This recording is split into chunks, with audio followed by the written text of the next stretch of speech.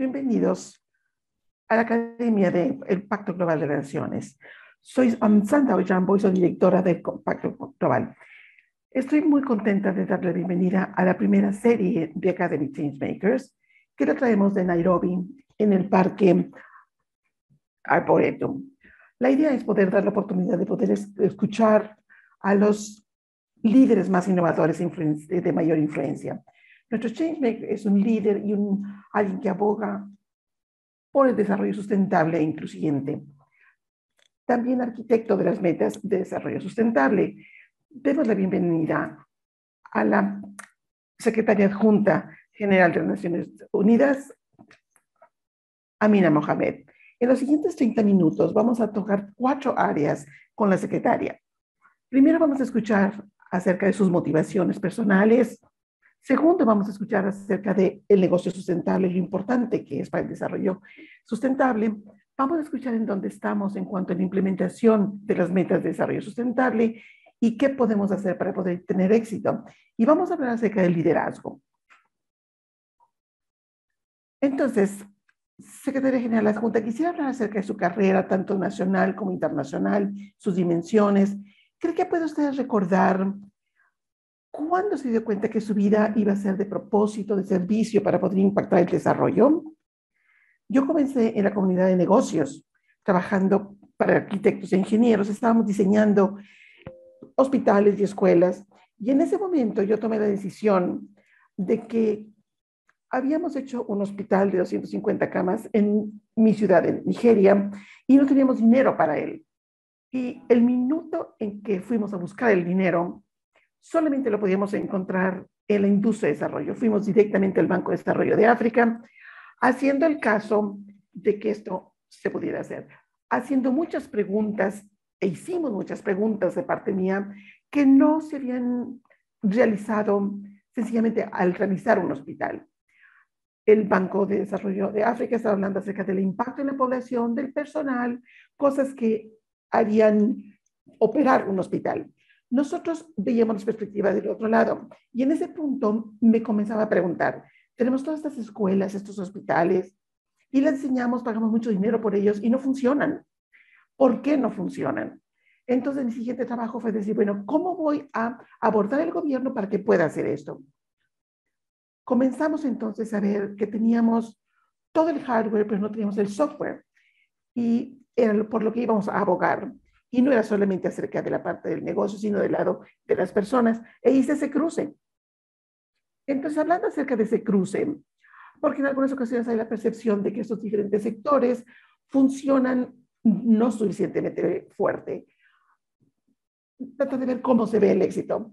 Yo he tenido el placer de trabajar más de un año con usted y usted no puede esperar, quiere empujar las fronteras, quiere ir más rápido. ¿Cómo puede hacer esto de manera eficaz a través del gobierno, del sector privado, de las Naciones Unidas?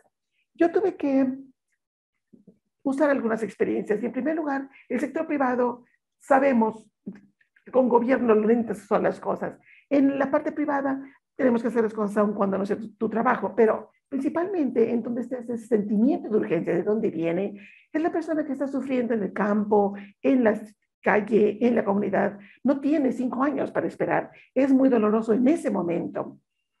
La mujer que tiene que ir a dar a luz a su bebé no puede esperar a que tengas un hospital listo en 2 años y medio. Es en ese momento, ese sentimiento de urgencia por esa demanda de las personas, de la comunidad y del país mismo. Y en este momento en particular, nuestros jóvenes, tenemos el grupo más grande en el mundo, tenemos una población de jóvenes muy grande en África y la oportunidad existe para poder ir más adelante en nuestros retos con lo que se llama Africa is Rising. ¿Cuándo? La urgencia de poder lograr hacer esto y poder ir más adelante de toda la estabilidad, crisis climática, creo que todas aquellas cosas que están ahí para decir, creo que podemos hacer esto más rápidamente, poder empujarlo. Y a menudo tenemos resultados. Entonces, ¿empujas aún más? Sí, más rápido. Estamos aquí sentados en el Parque Arboretum en Nairobi y tu punto respecto a Africa Rising, quisiera poner reflectores en África en particular. Hay muchos retos, pero existen muchas oportunidades. Como decía, tenemos una población muy joven, hay mucha innovación que se está dando en cuanto a tecnología existe la oportunidad de realmente ver cómo estos países industrializados pueden abrazar la agenda global sustentable. Pero quisiera preguntar, ¿cómo podemos comunicar a los líderes de negocios en África la trayectoria de crecimiento que existe para África? Creo que primero tenemos que comenzar a los hombres y mujeres de negocios de la comunidad, más que a la población del país, acerca de las expectativas del nacimiento de ese país, sacarlos de ese silo de sus representados y hacerlos ver que son ciudadanos de ese país. Después regresar para ver cuál es el rol que sus negocios, su trabajo cotidiano puede contribuir al respecto. A menudo, el sector privado tiene un apalancamiento muy grande con el gobierno. Poder llegar con las políticas para tener economías más incluyentes, tener derechos humanos, poder emplear a los jóvenes para que tengan la oportunidad, yo diría mayor riesgo, porque en algunas ocasiones están en contra del riesgo, y poder, alguien tiene que hacerlo. El retorno a los dividendos son enormes. Creo que hay muchas cosas en los negocios. Vernos en el espejo, ver qué impacto queremos hacer en la comunidad, en su sociedad, a través de las fronteras, y cómo podemos hacerlo mejor para el negocio que tenemos. Y después hablar acerca de escala, porque está muy bien tener empresas pequeñas, pero debemos de ver el espacio de crecimiento. Y ese crecimiento significa que podemos tener más empleos, tenemos mejores oportunidades de poder involucrarnos con los marcos de referencia a la transición de la economía verde, mejores formas de innovar eficiencias, para que surja la inspiración de los negocios. Conectar esto entonces con la población, con el gobierno, con las oportunidades, y creo que hay muchas más oportunidades en África que los retos. Solamente tenemos que ir más adelante de los retos, utilizar las herramientas que tenemos, los marcos de referencia que tenemos, las asociaciones. Piensen en África como el área para trabajar. Antes de estar tratando de ir a otra parte del mundo, esto está lleno de oportunidades. Esta parte de África está llena. Y creo que ese es un lugar, solidificar nuestros cimientos, y después esa generación se dará. ¿Puede hablar de cuál es un balance ideal que se puede dar entre el gobierno y el sector privado, especialmente dado el contexto que tenemos? Claramente el gobierno tiene que estar en un punto en donde aseguren que las políticas sean incluyentes, con las estrategias de crecimiento que tenga para sus países. Los gobiernos tienen que ser facilitadores, aquellos que hacen posible y no los que lo realizan. Los negocios tienen el negocio de hacer las cosas, de traer la economía a la vida con las inversiones requeridas. Creo que es más el rol de los negocios que del gobierno. Ambos son muy críticos. Uno habilita el otro. Tenemos que asegurarnos que las personas sean el centro de esto. También queremos que los negocios sean responsables, que rindan cuentas, pero a menudo encontramos los gobiernos haciendo cosas que quizá no deberían estar haciendo en el mundo de negocios, y los negocios como que dando un paso atrás en lugar de avanzando para tomar esas oportunidades. Eso es magnífico. Quisiera cambiar a las metas de desarrollo sustentable, y usted fue un arquitecto de ellas, de las ODS. Quisiera, por favor, recordar cuál fue el mejor momento cuando estaban sentados juntos, hablando acerca de los ODS. ¿Qué significaba esto? En primer lugar, tomó 4 años, no fue algo rapidito. También veníamos de un punto en donde entendíamos que las metas funcionaban porque teníamos las metas de desarrollo del milenio, que era una agenda, digamos, nos dimos cuenta que entre menos lo pusiéramos en una economía incluyente, no iba a suceder. Entonces, veíamos digamos, lo no terminado de las metas del milenio con las 6 metas, pero este marco se tomó porque vimos que iba más allá del gobierno. Era negocios, era la academia, era la sociedad. Entonces, los grupos de interés para poder manejar esta agenda estaban siendo parte de esto. Creo que uno de los momentos que fue muy especial fue cuando pudimos presentar las ODS en la Asamblea General, que teníamos a Malala y quien como joven de la parte educativa, no solamente sentada en el mismo piso, en el mismo lugar con los líderes, sino sentada por encima de ellos diciendo, esta es nuestra agenda, ¿cómo van ustedes a hacer que esto se realice? Que fue sumamente poderoso para los líderes Pero otra parte de la emoción que yo tuve con la agenda fue la meta 16, que es muy difícil de alcanzar, pero las personas pasaron por el pasillo y tuvimos un muy buen embajador para asegurarnos que esto fuera incluyente. Entonces, la meta 16 es un pilar principal que ve las instituciones, el Estado de Derecho y el ambiente para todos los diferentes grupos de interés para hacer esta parte. Creo que esas dos partes, el tener a la sociedad civil y a todos los, la presentación y la opción con la presentación de Malala, pero la meta 16 realmente para nosotros todavía hay trabajo que hacer, es un trabajo en proceso, pero realmente sorprendente. Entonces, increíble que tomaron 4 años para poder conjuntarlas. Sí, llevamos 7 años y todavía no hemos llegado ahí. Es una gran agenda, pero creo que es el único encuadre de todas las inversiones necesarias para que realmente el desarrollo sustentable no deje a nadie atrás, que son tan válidas hoy como eran antes. Hablemos un poquito acerca del COVID y de la pandemia. A menudo ha dicho que los ODS, el marco con el cual debemos responder al COVID, ¿podría hablar un poquito al respecto? Sí, por supuesto. 2020 en enero estábamos haciendo el lanzamiento de una década de acción porque estábamos retrasados con los SDGs y llega el COVID y sencillamente detiene todo. Exacerbó muchos de los problemas que teníamos, los grandes problemas que el COVID nos ha mostrado en una forma muy viva. Primero, la solidaridad no está ahí como pensamos que estaba. La agenda global, por lo tanto, para los ODS todavía es un trabajo en proceso. La educación y cuántos niños fueron sacados de la parte educativa. Solamente unos cuantos regresaron en línea y vemos que este es un proceso importante de los ODS. La parte de salud, el impacto de salud para el mundo, se notó más en el norte que en el sur, pero el impacto socioeconómico para nosotros en África fue mucho peor y va a tomar mucho más tiempo para recuperar que la recuperación de COVID, por ejemplo. Entonces, todavía el encuadre para los ODS, que necesitamos economías incluyentes, asociaciones que traigan recursos, que puedan abordar los brechas fiscales que tenemos para abordarlo. Necesitamos pensar en forma distinta acerca de la educación. El COVID nos mostró que muchas cosas podrían ser en línea. Comercio electrónico, la parte de salud, la parte educativa, las mujeres más incluidas, de lo que pensamos que fuera posible. Entonces, luz de esperanza es cómo podemos manejar estos puntos y cómo podemos avanzar con las impresiones que necesitamos para poder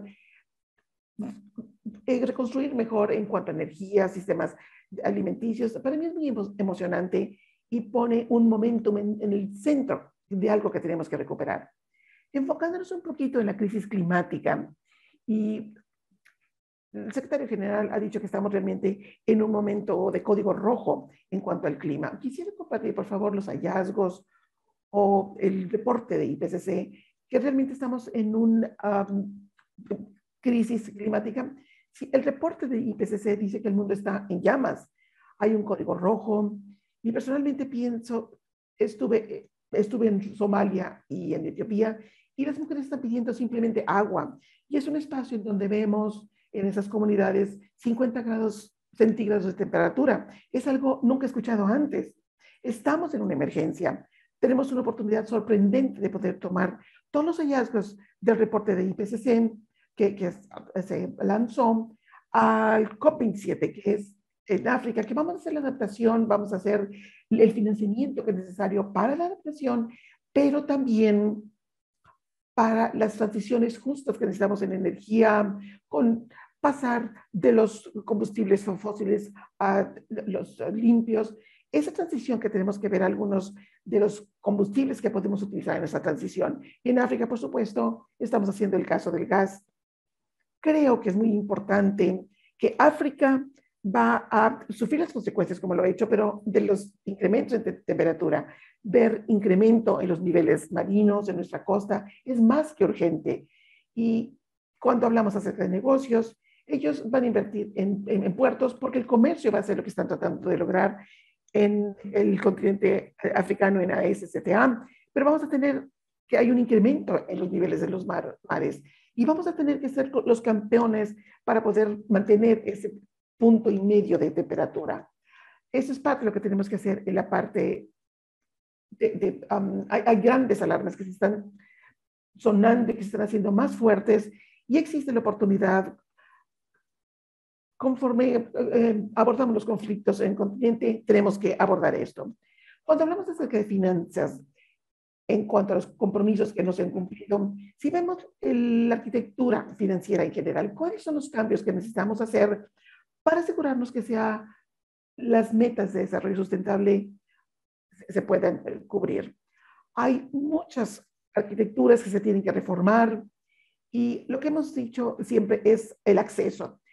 En el momento del COVID, los países que tienen fundamentos macroeconómicos mejores no están teniendo los mismos accesos para el crédito y eso tiene que cambiar. Si estamos pensando en el crecimiento de nuestras economías en el sur, el aspecto de la deuda es muy real. A menos que esto se observe en una forma en la cual podemos facultar a los países en lugar de empoderarlos, va a tener un efecto y todo el mundo lo sentirá. Entonces, en cuanto a la parte financiera, estamos claros y hemos visto el compromiso en COP26, que hay trillones disponibles, como nos lo han dicho los administradores, los gerentes, puede llegar directamente a activarse. ¿Cómo vamos a hacerlo si es acerca de los proyectos, programas que necesitamos? Ahí están. Hay transiciones de energía, hay sistemas alimentarios en los cuales se puede invertir. Es cómo los conectamos, cómo quitamos el riesgo en el ambiente y quizá al hablar de quitar el riesgo es ver qué significa. ¿Es poner barreras o es de hecho un sistema que esté balanceado para poder hacer una inversión segura? Y creo que lo podemos hacer hoy. Entonces, la comunidad financiera necesita ir más hacia adelante y tenemos que asegurarnos de poder empujar esas fronteras. Hay aspectos, problemas en el país, tenemos que ver, los sistemas fiscales tienen que actualizarse, tenemos que ver los flujos financieros, todos estos son parte y necesitan conjuntarse. El secretario general ha dicho en nuestra agenda común que necesitamos reformar y transformar los sistemas financieros. Vamos a estar trabajando con G20, con los bancos de desarrollo multilaterales al respecto. Entonces, en el contexto de los ODS y la recuperación de COVID, ¿qué le dirían a los líderes de negocios en cuanto a oportunidades que pueden tomar o qué tienen que hacer respecto a la recuperación global, especialmente en el contexto africano? Creo que ellos saben lo que tienen que hacer, ellos han visto la oportunidad y lo que yo les diría, están listos para poder tomar acción. Si no es así, las implicaciones de esto van a ser un ambiente en donde no podemos hacer negocios. Los jóvenes se van a quedar sin empleo, las inversiones que se tienen que hacer no van a realizarse porque la economía no va a crecer. Entonces hay todas las razones para que los negocios se involucren. Los puntos de entrada están en la agenda global climática, las ODS, hay muchas oportunidades. Lo que creo que vamos a continuar facilitando es acercarnos a las Naciones Unidas, cómo poder hacer la parte financiera correctamente de los recursos financieros internos, inversiones del sector privado, pero tenemos que hacerlo correctamente y crear el ambiente para que esto suceda. Muchísimas gracias, subsecretaria. Voy a ir a preguntas relámpagos, solamente preguntas cortitas y díganos qué es lo que viene a su mente, por favor. Permítame comenzar. La primera, ¿podría nombrar a una persona que realmente la inspira y por qué?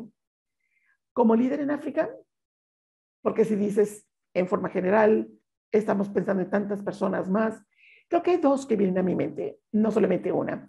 La primera, por supuesto, es la inspiración que yo obtuve de las dos mujeres que son presidentes en el continente, en Tanzania y en Etiopía. Una está en una posición ejecutiva y la otra no, pero en ambos casos lo que traen a la mesa en cuanto al liderazgo, ellos me inspiran a hacer más para poder asegurarnos que estamos ahí, para poder apoyar el liderazgo femenino.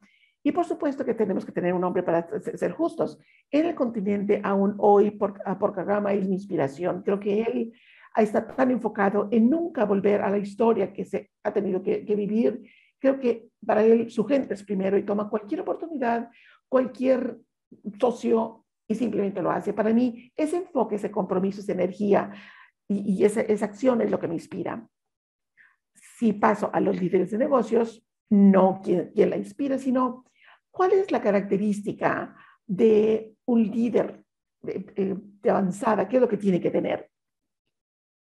Creo que si ven el impacto que van a tener en su comunidad, en su país, si eso es lo que quieren lograr, que es cómo puedo mejorar el lugar en donde existo, en donde estoy operando, la integridad, el hablar realmente de la verdad, el valor, sus convicciones para poder tomar el riesgo, porque creen que es lo mejor para los demás primero y no para ellos mismos. Ver al líder de negocios que ve el negocio primero los demás y no para sí mismo. Dedicamos 2 días reflexionando en el liderazgo femenino. ¿Cuál es un consejo que usted le daría a las líderes mujeres, digamos, para su éxito personal y profesional? Muchas han tomado un camino difícil. Esto no es fácil.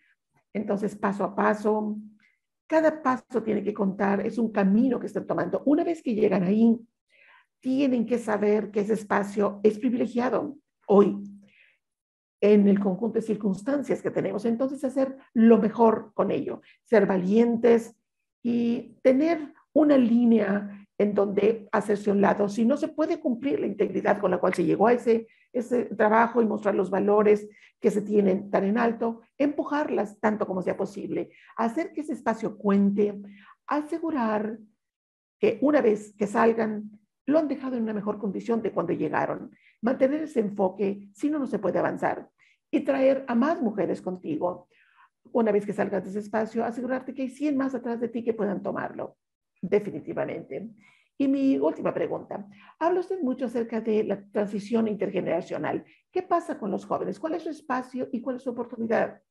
Tenemos que hacerlo con ellos y no solamente hablar al respecto. La transición intergeneracional creo que nunca la hemos hecho y creo que se trata acerca de cómo podemos co-crear esa transición, cómo de alguna forma encontramos la transición en lo que valoramos, lo que cada quien trae a la mesa. A menudo digo que cuando hablamos, generalmente decimos que los jóvenes y los no tan jóvenes han vivido experiencias y son valiosas en ayudar a crear una mayor ambición y un mayor cimiento, pero los jóvenes tienen la visión del mañana, su energía y hoy la innovación, la capacidad de poder cruzar fronteras sin todo el bagaje que traemos cuando estábamos creciendo al hacer esto. Creo que es una oportunidad increíble para poder coexistir y co-crear el futuro. Pero tenemos que tener el balance correcto. Tenemos que comprender a qué nos referimos con jóvenes. No digamos jóvenes cuando tienen 65. Estamos viviendo más tiempo. Creo que tenemos que ver todo el ciclo de vida, desde el momento en que nacen, cuando van a la parte educativa, cuando tienen un trabajo, pero cuando salen, tienen que volver y fertilizar de nuevo los niveles locales para poder continuar creciendo en experiencias y en la ambición que la comunidad, la nación y a nivel global, el espacio global tendrá. Muchísimas gracias, subsecretaria, por estar con nosotros en esta primera serie de Changemakers. Es un placer tenerla con nosotros hoy. Gracias por invitarme y gracias por estar con nosotros también.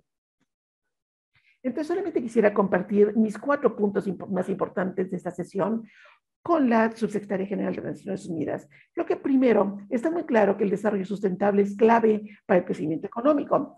Nos compartía cómo temprano en su carrera trabajaba en un proyecto privado y cómo tener esa asociación entre gobierno y sector público va a ser clave para poder tener el potencial total de todos los proyectos en los cuales estaba trabajando. También ha compartido la subsecretaria que para poder cumplir el potencial económico en África es crítico poner a las personas en el centro y poder hacer asociaciones entre el sector privado, público y la sociedad civil para poder impulsar esas metas. Hablamos mucho acerca del COVID y la recuperación y ella ha mencionado que las metas de desarrollo sustentable todavía son críticas para la recuperación de COVID. COVID ha impactado la salud, la educación, ha impactado el crecimiento económico, pero el corazón, los negocios pueden ser parte de la solución. Y finalmente hablamos de liderazgo, el liderazgo de la mujer, el liderazgo intergeneracional y el liderazgo en general. Otro punto importante es un entendimiento claro de la transformación que es necesaria en la sociedad.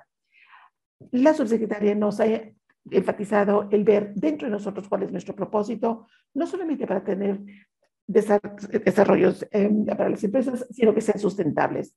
Ha sido 30 minutos hablando con la subsecretaria general, su profundidad del entendimiento de las ODS y los problemas, así como el enlace entre el sector privado y público, y el rol tan importante que juega las Naciones Unidas ha sido realmente una inspiración. He tenido el honor de trabajar con ella 18 meses y continúa inspirando y proporcionando acciones muy valientes para el mundo.